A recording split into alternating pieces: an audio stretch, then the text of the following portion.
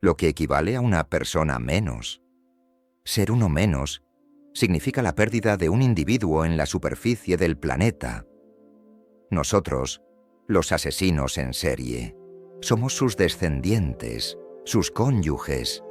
Estamos en todas partes. El asesinato no obedece a la lujuria ni exclusivamente a la violencia. Se trata de posesión. Cuando se percibe el último aliento de vida que abandona a la mujer, la mirada se fija en sus ojos, en un punto que puede ser percibido como divino. Todo ocurrió por fases, de manera progresiva. Mi relación con la pornografía de extrema violencia sexual evolucionó hasta la adicción. Una vez expuesta a ese material, se desarrolla una dependencia que impulsa la búsqueda de contenidos cada vez más intensos, explícitos y gráficos, hasta llegar a cuestionarse cómo sería perpetrarlo en la realidad. He conocido personas que manifiestan vulnerabilidad. Sus expresiones faciales denotan temor hacia mí. Esas personas en ocasiones invitan al abuso esperando ser lastimadas. Ted Bundy nació el 24 de noviembre de 1946, hijo de un miembro veterano de la Fuerza Aérea. Vivió sus primeros 4 años con sus abuelos.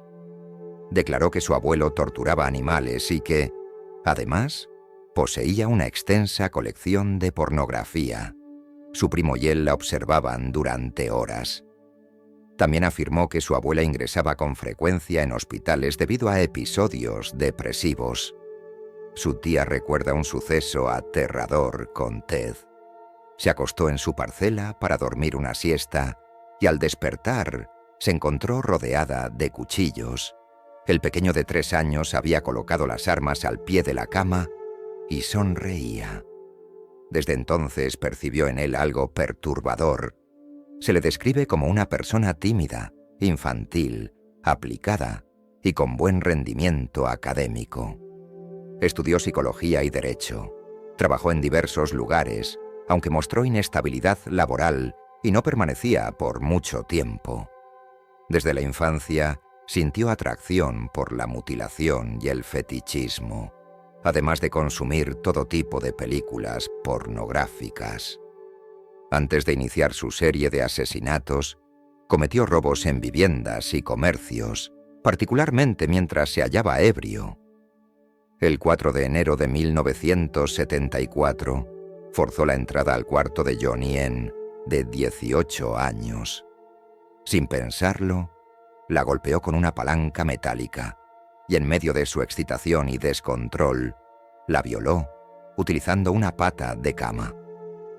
Al día siguiente la joven fue encontrada con una lesión craneal, pero aún con vida. Sobrevivió. Sin embargo, sufrió un daño cerebral profundo y permanente. Ted Bundy contaba 27 años cuando perpetró este primer homicidio. 27 días después atacó a Linda, de 21 años. Un día ingresó a su dormitorio, la agredió y la sacó fuera del campus escolar sin que nadie advirtiera la acción. Al día siguiente se la buscó sin éxito. La policía no estableció inicialmente relación entre ambos sucesos y los consideró desapariciones. Un año después, se hallaron restos de Linda en un lugar cercano a la universidad. Ese mismo año, comenzó una serie de desapariciones de mujeres universitarias. 8 mujeres desaparecieron y el modus operandi era idéntico. En ocasiones ingresaba a los dormitorios a altas horas de la noche, las agredía y las violaba. La arrogancia de Bundy se manifestó al no ser detenido, y así empezó a actuar también de día. La policía inició investigaciones y disponía de descripciones de un individuo que solicitaba ayuda a las jóvenes que luego no volvían a ser vistas. Testigos observaron a un sujeto llevando libros en sus brazos y con un brazo enyesado. Otros mencionaron a un hombre con frecuentes problemas en su automóvil, vehículo que se había visto en lugares donde habían desaparecido algunas mujeres. De este modo la policía comenzó a vincular los crímenes de 1974 dirigidos a universitarias. Cronología detallada. El 9 de febrero desapareció Carol Valenzuela, de 20 años. Su cadáver no fue encontrado hasta octubre, junto a otro cuerpo no identificado. 2 días después desapareció Nancy Wilcox, de 16 años. Su cuerpo jamás fue hallado. El 12 de marzo, Maya Mason, de 19 años, fue vista por última vez rumbo a un concierto de jazz. El 17 de abril, Susan Rancourt, de 18 años, desapareció mientras caminaba por los jardines del colegio. Un mes después, Roberta Parks, de 20 años, no regresó tras quedar con amigas para tomar un café. Se retrasó al ayudar a un hombre lesionado a subir objetos a su automóvil y nunca volvió a ser vista. El 1 de julio, Brenda Bond, de 22 años, salió de Washington con la intención de encontrar transporte hacia California. Sus amigos comentaron que la última vez la habían visto conversando con un hombre con un yeso en el brazo. Brenda jamás llegó a California. 10 días después, Georgianne Hawkins, de 18 años, desapareció luego de despedirse de su novio y dirigirse a la biblioteca a buscar libros. Sus compañeros denunciaron su ausencia al día siguiente. El 14 de julio, Jean y Scott se dejó una nota indicando que iba al parque a andar en bicicleta. Fue vista hablando con un hombre con el brazo enyesado que le solicitó ayuda para cargar libros en un auto. Días después, Bundy regresó al parque y secuestró a Denise Naslund, quien paseaba con su novio y algunos amigos. Los restos de Janice y de Denise fueron encontrados en el mismo lugar. El 18 de octubre, asesinó a Melissa Smith, la hija de una mujer cuyos apellidos se consignan, a quien secuestró mientras caminaba a casa de una amiga. Su cadáver se localizó 9 días después. El 30 de octubre desapareció Margaret Laurie, de 17 años. Al regresar de una fiesta, su cuerpo apareció en una montaña con signos de haber recibido un golpe en la cabeza con una palanca metálica y de haber sido violada. La policía efectuó una investigación más minuciosa al advertir semejanzas en el modus operandi. Sin embargo, tras la desaparición de tantas mujeres y con descripciones del presunto agresor, no se logró su inmediata detención. Bundy resultaba inteligente y no siempre mostraba la misma apariencia.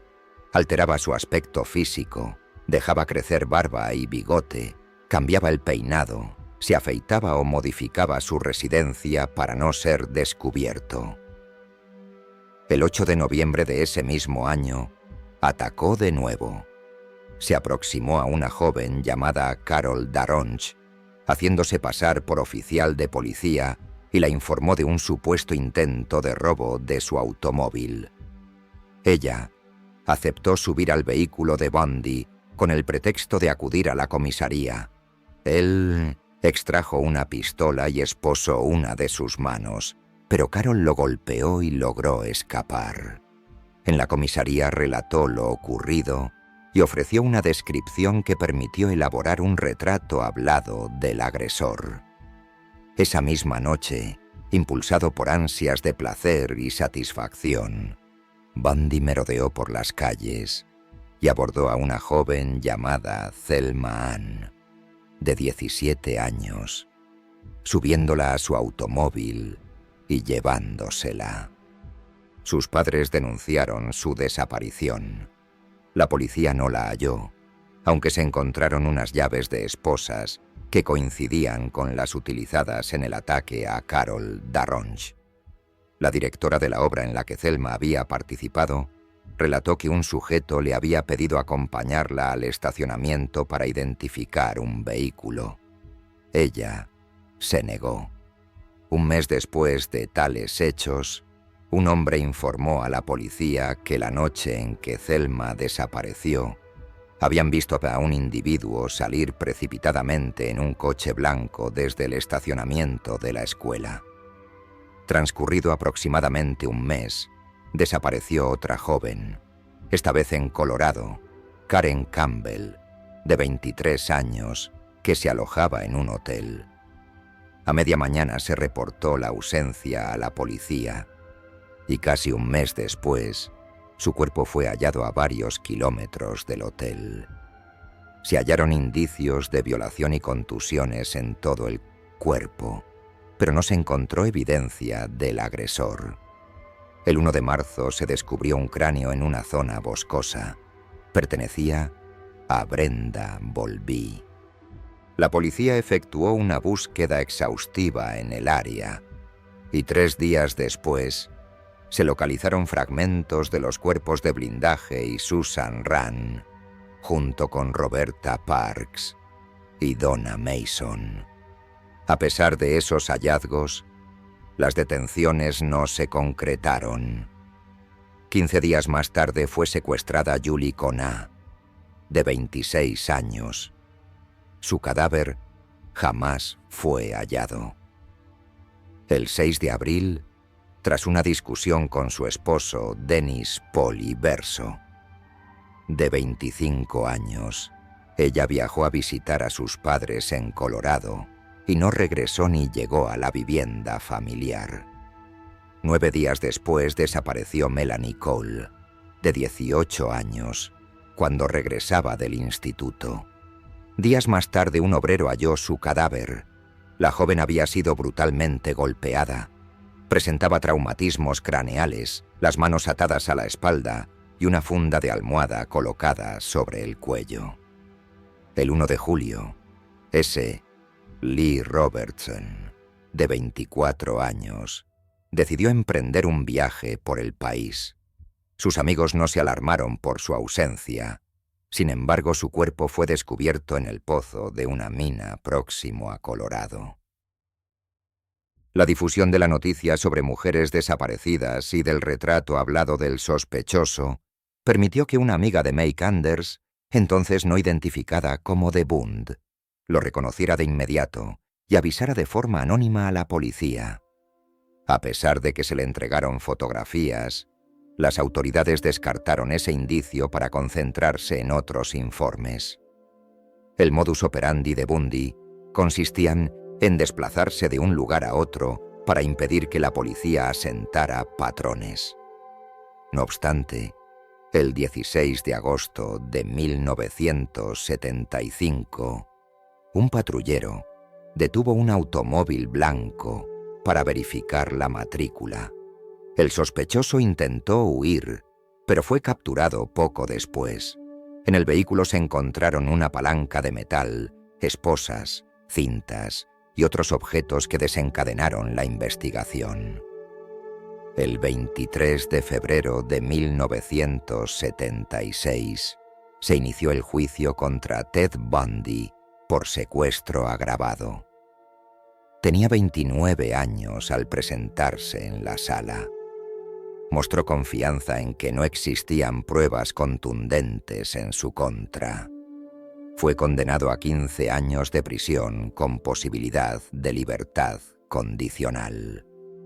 En la cárcel, médicos y psiquiatras le practicaron pruebas psicológicas y toxicológicas, concluyendo que no era psicótico, ni drogadicto, ni alcohólico, y que tampoco había sufrido daño cerebral. Los resultados permitieron preparar nuevos procesos en su contra.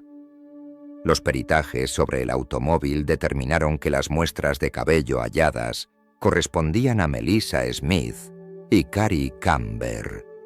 Exámenes posteriores indicaron que las contusiones cerebrales en ambos cuerpos podían haber sido causadas por la palanca encontrada en el vehículo de Ted Bundy.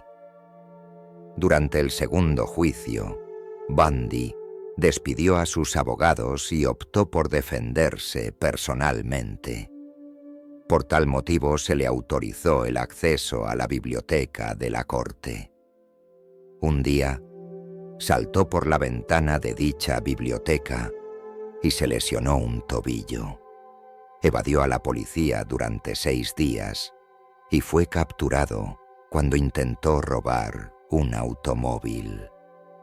Un año después volvió a fugarse, escalando el techo de una de las instalaciones carcelarias, esperando a que no hubiera personal presente y saliendo por la puerta de un funcionario penitenciario. En esta ocasión, actuó con mayor astucia y huyó a Chicago, haciéndose pasar por el seudónimo Kent Meisner. En 1978 atacó a Karen Chandler, dejándola tambaleante y gravemente herida en el suelo. Una amiga de ella, Nitan Neira, observó salir a un individuo con una gorra azul y una carpeta envuelta en un trapo. Karen fue encontrada con vida, aunque en mal estado. La policía halló además el cadáver de Lisa Levy, quien había sufrido fuertes golpes en la cabeza y violación. Presentaba mordeduras en los pezones. También apareció el cuerpo de Mark Arkell Pulmón, estrangulada mientras dormía y con un traumatismo craneal que le destrozó el cráneo. No lejos de allí atacó a Cherry Thomas, quien sobrevivió a una paliza brutal. Su cráneo estaba fracturado en 5 lugares, la mandíbula rota y un hombro dislocado. En el lugar se recogieron evidencias de cabello y sangre del agresor. El 9 de febrero secuestró a otra niña llamada King Lunch, de 12 años, cuando regresaba a la escuela por un bolso. La agredió sexualmente y murió durante la violación. Este fue el último acto cometido por Bundy antes de ser nuevamente detenido. Un año más tarde, fue aprehendido en Florida por el robo de un automóvil. En una ocasión ejerció como abogado, pero las pruebas en su contra eran numerosas. Algunas de las supervivientes a sus ataques declararon en su contra. Tras 7 horas de deliberación, el jurado lo encontró culpable. Escuchó el veredicto sin mostrar emoción, y el juez lo condenó a la pena de muerte en la silla eléctrica. En la vivienda de Bundy se hallaron, inquietantemente, algunas cabezas de sus víctimas. Fue descrito como una persona carismática con conducta perversa y compulsión necrofílica. Se le definió a sí mismo como maníaco depresivo, cuyos delitos se cometían en episodios depresivos. Se le vinculó a 36 homicidios, aunque se estima que pudo haber asesinado al menos a 100 mujeres en varios estados. En sus últimos días concedió numerosas entrevistas y realizó confesiones. Llamó a su madre y rechazó su última comida. Fue electrocutado el 24 de enero de 1984 y declarado muerto a las 7:16 de la mañana. Fue conocido como la encarnación del mal. En la escala de maldad figura en el puesto número 17, con la siguiente observación: atención, asesinos seriales sexualmente perversos y torturadores. Para los hombres, la violación constituye la motivación principal y el homicidio solo evita que la víctima denuncie. La tortura no es la motivación primaria. Si el contenido fue de su agrado, le invito a suscribirse y a otorgar un like. Sígame en las redes sociales y deje sus comentarios. Recuerde que El Criminalista Nocturno